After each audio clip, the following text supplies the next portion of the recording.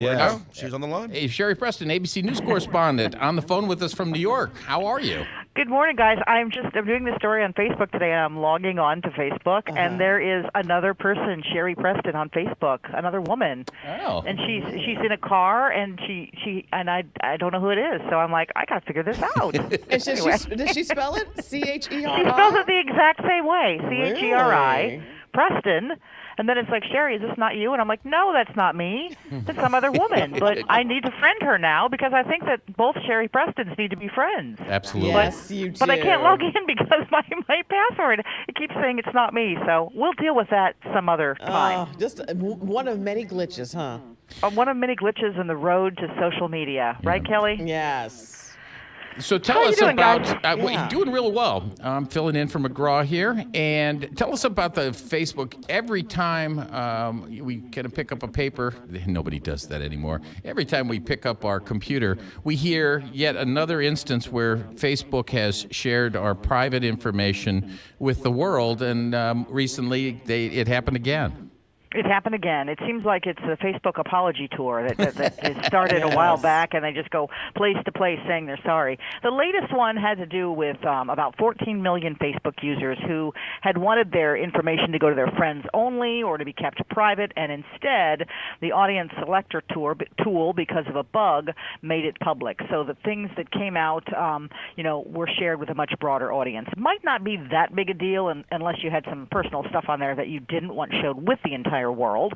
And again, it should be noted that with Facebook has 2.5 billion users, so 14 million might seem small, but to those of us little guys, 14 million is a lot of people. Absolutely. And for those that don't fully understand it, there's certain Facebook posts that you can keep among your friends.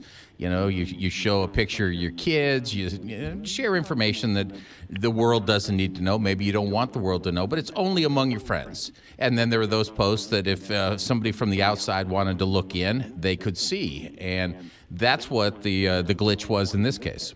Yes, exactly. And you actually set those yourself. And so the company says if you have kept yours mostly just private only, you probably aren't affected by this. And if you have been affected by it, when you log on to your Facebook page, you're going to get a notification telling you that you were one of these 14 million people. And the bug was only active from about May 18th to about May 27th. So during that time, the setting was automatically changed to public, and it happened during the audience selector phase that you set in your settings.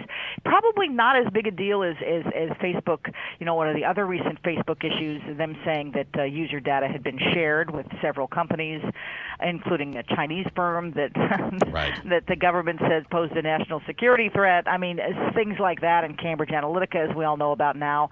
So it's probably not the same thing as that if you're worried about your privacy, but you should know that, because of another glitch, the things that you put up there maybe didn't go just to your friends, they went to the whole world. And again, I guess there's some embarrassing things. There's certain things that maybe I post among friends that I feel much more willing to say that I would not say if the whole world was listening. Yes, but exactly. like I tell my kids, don't put anything out on Facebook unless you want the whole world to see it. Yeah, you should imagine that your boss, or if you're a kid, your school principal is sitting there in the room with you when you post it. Absolutely. Right then. And by the way, Sherry, I just looked up the other Sherry Preston. I'm not sure if this is the one you're talking about. She lives in Missouri. She looks really nice. Yes. She looks like a really nice woman. I feel bad that we're talking about her. Talk about private public. It's like, hey, she'd probably be like, why are the people talking about? She lives in Missouri. We need to find her. I know. Let's find her. Okay, Okay, let's do Kelly. that. Let's find her, and we'll call up and we'll talk. All right. Okay. Sherry Preston, ABC News correspondent. Thank you so much.